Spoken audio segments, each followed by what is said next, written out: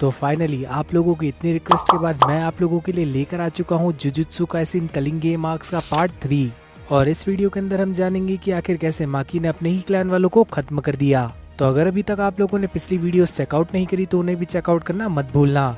तो अब शुरुआत होती है चैप्टर 146 की, जहाँ पर कलिंग गेम्स शुरू हो चुके हैं और अब हम लोगों को टेंगेन समझाने वाली है कि कलिंग गेम्स के क्या क्या रूल्स है। तो रूल नंबर 1, जब भी कोई कर्स पेट अवेकंड हो जाए तो उसे 19 दिनों के अंदर अपना पार्टिसिपेशन डिक्लेयर करना होगा। रूल नंबर 2, जो भी कर्स रूल नंबर 1 को फॉलो नहीं करेगा उसकी कर्स टेक्निक रिमूव हो जाएगी, जिसका सीधा सा मतलब है मौत। रूल नंबर 3, अगर कोई भी नॉन प्लेयर बैरियर के अंदर घुस गया तो उसका पार्टिसिपेशन डिक्लेयर हो जाएगा, जिसके चलते इटाडोरी टेंगेन से पूछने लगता है आखिर उन लोगों का क्या जो कॉलोनीज के अंदर पहले से प्रेजेंट है।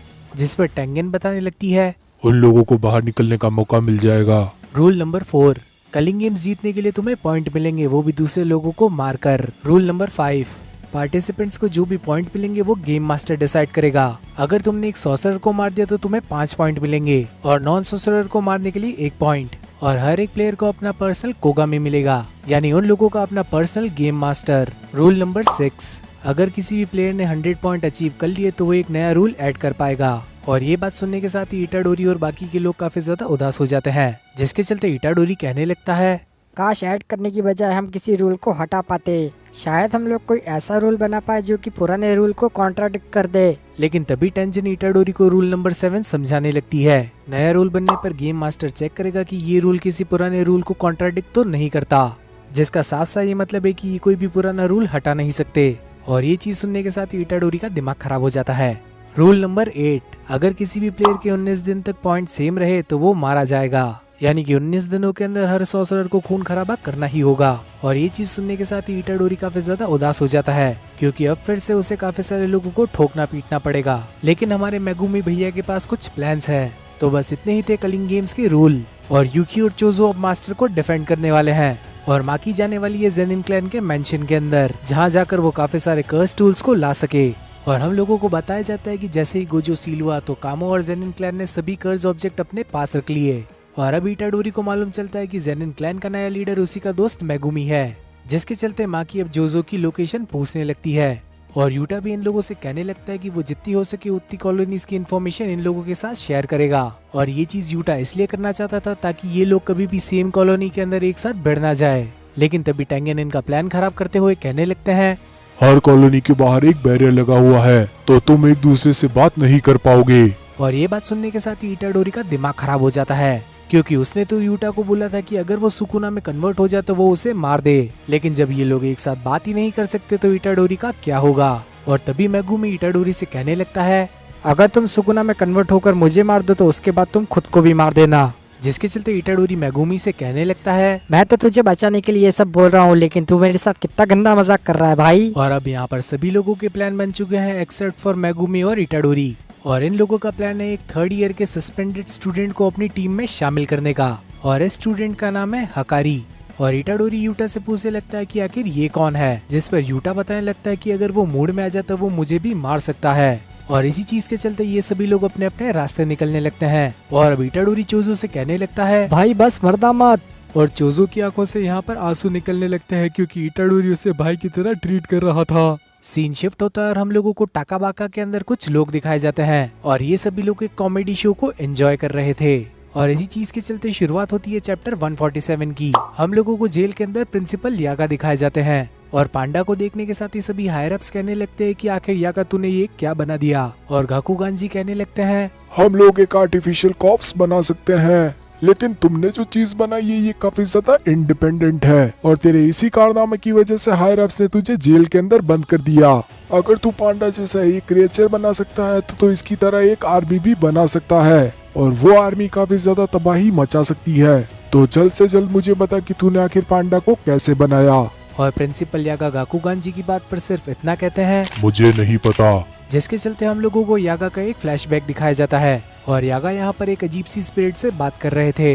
यागा कहने लगते हैं तुम लोग अपना ध्यान रखना, मैं काफी जल्दी तुम लोगों से मिलने आऊंगा। और जिस भी शख्स ने इन सभी कर्सेस को बनाया था यागा उसे भी बाय बोलता है। और अब हमें बताया जाता है कि पांडा किसी जगह पर सील्ड था और तभी कोई उस सील को तोड़ देता है और सील तोड़ने वाले का नाम है कुसाकाबे। और तभी पांडा कुसाकाबे से पूछने लगता है कि आखिर तुमने मेरी हेल्प क्यों करी, जिस पर कुसाकाबे कहने लगता है तेरे क्रिएटर यागा का मुझ पर काफी बड़ा एहसान है। और तभी हमें बताया जाता है कि शिबुया इंसिडेंट के एंड के अंदर सभी लोग यागा को भी पकड़ना चाहते थे और इसी वजह से उन लोगों ने पांडा को सील कर दिया ताकि यागा पांडा की मदद करने आए और वो लोग यागा को भी पकड़ ले। लेकिन पांडा को तो यहाँ पर कुसाकाबे ने ही बचा लिया और अब हमें यागा का कुसाकाबे के ऊपर एहसान दिखाया जाता है। दरअसल में कुसाकाबे की बहन के बच्चे की डेथ हो गई थी, जिस वजह से कुसाकाबे की बहन काफी ज्यादा डिप्रेशन में चली गई। लेकिन यागा ने उस मरे हुए बच्चे की मेमोरीज इस क्रिएचर के अंदर डाल दी और यागा की वजह से कुसाकाबे की बहन डिप्रेशन से बाहर आ गई। और तभी हम लोगों को दिखाया जाता है कि यागा के पास एक एसेसिन आता है जो कि यागा से कहने लगता है और बुढ़ाऊ कहाँ पर जा रहा है? जिस पर यागा उसकी बात का जवाब देते हुए कहने लगता है अपने बेटे से मिलने। लेकिन तभी वो एसेसिन यागा से कहने लगता है तेरे खिलाफ तो वारंट निकला है। जिस पर यागा कहने लगते हैं गोजो के सील होने के साथ ही कुत्ते भौंकने लगे। और तभी वहाँ पर गिटार वाला बुढ़ा हुआ जाता है यानी कि गाकुगान जी, जो कि यागा को ही एक झटके में खत्म कर देता है। और यागा यहाँ पर मरते हुए एक चीज रिवील करते हैं। पहले हम सोल इन्फॉर्मेशन रिप्लिकेट करते हैं फ्रॉम दी फिजिकल इन्फॉर्मेशन और फिर हम उस इन्फॉर्मेशन को एक लाश के अंदर भरते हैं। लेकिन इतना सब कुछ भी काफी नहीं होता और इसीलिए हम लोगों को इस चीज को 3 बार दोहराना होता है ताकि एक ही शरीर के अंदर 3 बार आत्मा घुस जाए और 3 बार में से एक बार वो अपने आप को स्टेबलाइज करने में कामयाब हो जाती है। और तभी हम लोग देखते हैं कि पांडा भागता हुआ यागा की ही तरफ आ रहा था और तभी गाकुगान जी कहने लगते हैं तूने मुझसे सिर्फ इतनी सी बात छिपाई, तूने मुझे ये चीज पहले क्यों नहीं बताई, तुझे खत्म नहीं किया जाता। और मरते हुए यागा कहने लगता है ये एक कर्ज है जो कि मैं तुझे देकर जा रहा हूँ। और यागा के मरने के साथ ही पांडा भी वहाँ पर पहुँच जाता है और गिटार उठाने के साथ ही अपना बुढ़ाऊ पांडा से लड़ाई करने को तैयार था।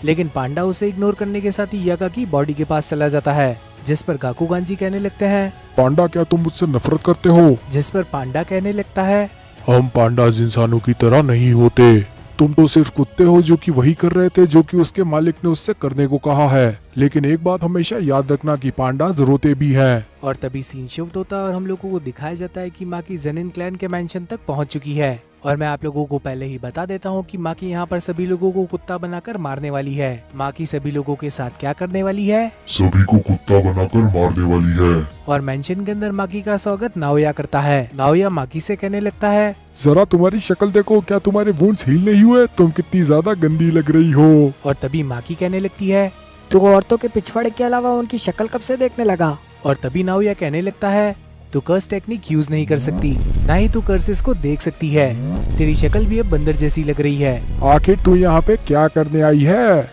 लेकिन माकी नाओया की बात को इग्नोर करने के साथ ही वहाँ से आगे बढ़ने लगती है और अचानक से रास्ते में माकी की माँ भी उसे रोकने लगती है। लेकिन माकी अपनी मॉम से कहने लगती है मैं इस जगह पर जेनिन क्लैन के लीडर की परमिशन से आई हूँ। और माकी यहाँ पर मेगुमी की बात कर रही थी। और तभी हमें एक पास्ट का सीन दिखाया जाता है जहाँ पर मेगुमी माकी से कहने लगता है कि तुम्हें ही जेनिन क्लैन का लीडर बन जाना चाहिए। लेकिन माकी मेगुमी से कहने लगती है I am still not good enough. और माकी की बात सुनने के साथ ही मेगुमी फैसला कर लेता है कि वो ही अगला लीडर बनेगा।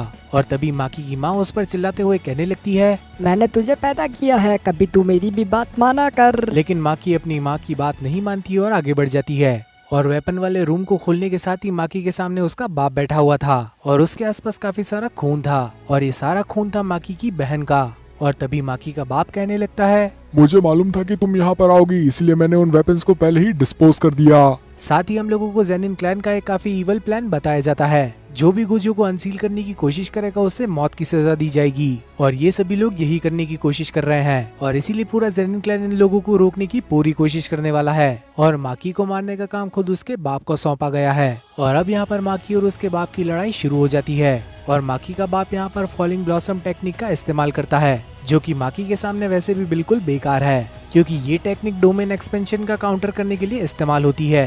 लेकिन माकी तो कर्स टेक्निक यूज नहीं कर सकती।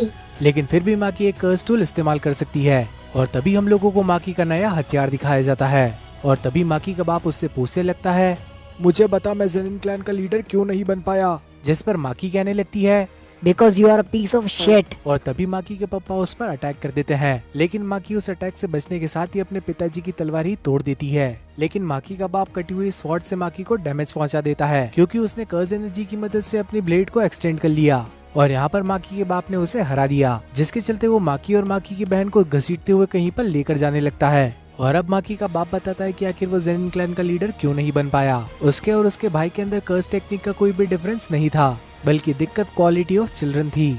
मतलब माकी और उसकी बहन की वजह से वो कभी लीडर नहीं बन पाया। और अब माकी का बाप इन दोनों को ही एक रूम के अंदर डाल देता है और इस जगह पर काफी सारी कर्ड स्पिरिट्स मौजूद थी। और अब माकी का बाप फिर से इन दोनों को खरी खोटी सुनाने लगता है और जाते जाते वो ये भी कहने लगता है, तुम मेरी जिंदगी का सबसे बड़ा दबा हो तो यहीं पर मर जाओ। और यहाँ पर पड़े पड़े माकी की बहन उसे किस कर लेती है, जिसके चलते ये दोनों अपने ही एक सपने में पहुंच जाते हैं। और यहाँ पर माकी की बहन उससे कहने लगती है, डिस्ट्रॉय एवरीथिंग। और यहाँ पर माकी के हाथ में स्प्लिट सोल कटाना थी, जिसके चलते काफी सारी कर्स स्पिरिट माकी के ऊपर अटैक कर देती है। और यहाँ पर माकी के पिताजी आराम से जा रहे थे, लेकिन अचानक से उन्हें फील होने लगता है कि सभी कर्स स्पिरिट्स खत्म हो गई। और अब माकी का बाप अचानक से एक अजीब सा डर महसूस करने लगता है। और ये डर बिल्कुल वैसा ही था जब वो तोजी फोशिगिरो से मिला था और उसे ये चीज फील हो रही थी माकी से। और अब अचानक से वहाँ पर माकी आ जाती है और वो अपने बाप का सिर काट देती है, और वो भी एक झटके में। और इसी चीज के चलते ये एपिसोड भी यहीं पर खत्म हो जाता है। तो आखिर आप लोगों को ये एपिसोड कैसा लगा ये कमेंट सेक्शन में बताना मत भूलना। और इस वीडियो को लाइक करने के साथ ही चैनल को भी सब्सक्राइब कर लेना। और आखिर में नोटिफिकेशन बेल को ऑन करना मत भूलना, ताकि फ्यूचर में आने वाली वीडियोस की नोटिफिकेशन आप लोगों से मिस ना हो। तो अब मिलते हैं इसी टाइप की और किसी अमेजिंग वीडियो के अंदर। तब तक के लिए बाय एवरीवन।